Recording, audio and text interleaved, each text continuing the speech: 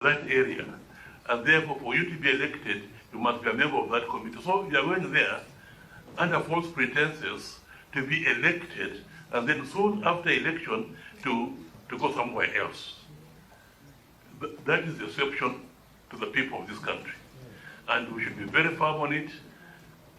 I agree with my if you go to the parliamentary record, what Tom Boyer said when in the parliament, when they brought up that law that if you resign from the party which elected you, then you must go back to the people and have a by-election. I agree entirely with what Thomas Joseph Boyer said. You should have the courage just to resign and go, rather than say, I will not go, I'll use the processes of the tribunal or the court and so on, and by the time they decide, my time will be over. I've heard such statements being made, and really, it contradicts the constitution, but you like the idea, then you can do a slight amendment. And if you want me to help you, I can do it.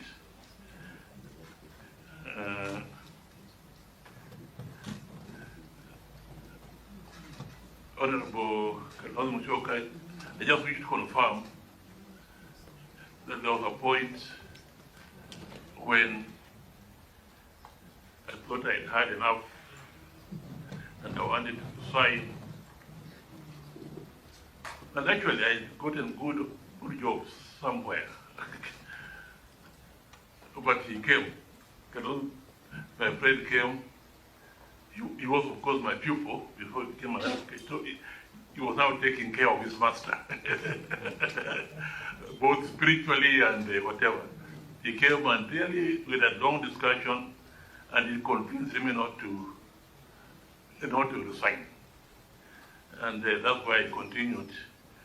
At that time, continued in the next regime, and continued to make a record of 20 years over as Attorney General.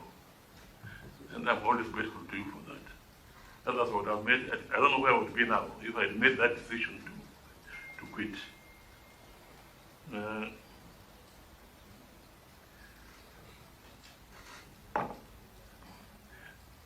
Honorable Kalonzo, you asked about fidelity to political parties. To me, the situation to me, that one is very, very clear. Kenya is a multi-party democratic state, and anything that undermines that should not be acceptable. But more important to me is that mwananchi, the people, the sovereignty of this country rests in the people.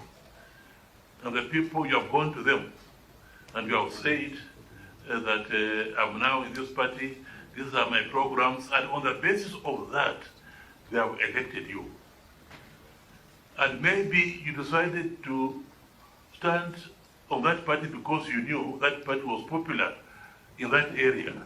And therefore, for you to be elected, you must be a member of that committee. So you are going there under false pretenses to be elected, and then soon after election to go somewhere else. That is the exception to the people of this country. And we should be very firm on it. I agree with my if you go to the parliamentary record, what Tom Boyer said when in the parliament, when they brought up that law that if you resign from the party which elected you, then you must go back to the people and have a by-election. I agree entirely with what Thomas Joseph Boyer said. You should have the courage just to resign and go, rather than say, I will not go, I'll use the processes of the tribunal or the court and so on, and by the time they decide, my time will be over. I've heard such statements being made, and really, that is arrogance, impunity of the highest order. For you to sort of agree, I've left, and you are now on the other side, and then you say, but nothing will happen to me because I'll use the system to stay where I am now until the next election. You know, it's a gross abuse of the system that is there. And such approach should be discouraged and discouraged completely, to me. So,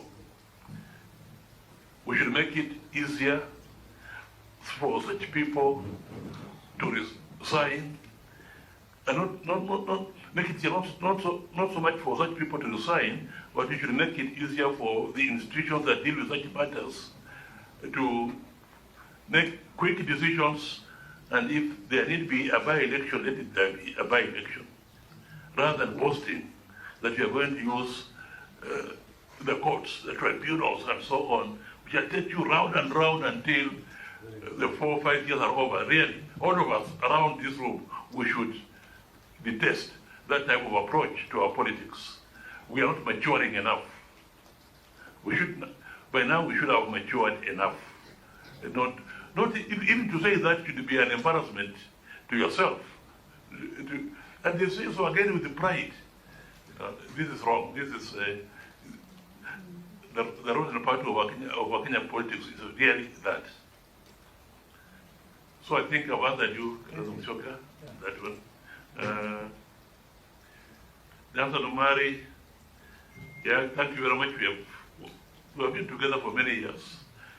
Safari Park, particularly, and so on. And the comments we made about 2002 elections, the margin of victory was such that they could not be tampered with. Who tells you that? I've been in the system. If I wanted to tamper with that, I would have done it. We have a recent example here in Gabon.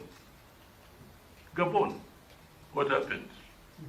Did the Electoral Commission announce so and so has won? But when they opened the server, what happened? And yet the result of the election announced in Gabon, the gap was so wider than the 2002 elections. I think it was something like 17% versus 7%, but they had done it. I'm just saying this to give credit. Let's give the credit where it is due, that the Electoral Commission did a good job in that election and announced the results which reflected the wishes of the people of Kenya. And that Electoral Commission was actually composed of people, commissioners, nominated by political parties of the day. And therefore it's possible. Now, when you say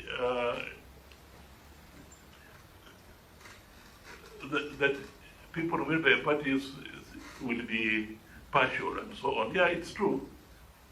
But you see, if you don't give political parties, particularly the 2-3 big ones, that chance to nominate their own people, if they have to go into the system of maneuvering, manipulating the selection system to make sure that the person is there, the type of person they'll nominate will not be a person of gravitas.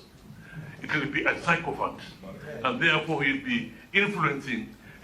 He'll be there to disturb the situation and so on. So that's why it's good just to accept the situation the way it is. Say, you are the big guys, not nominate. But they should be people of gravitas, and they will do so.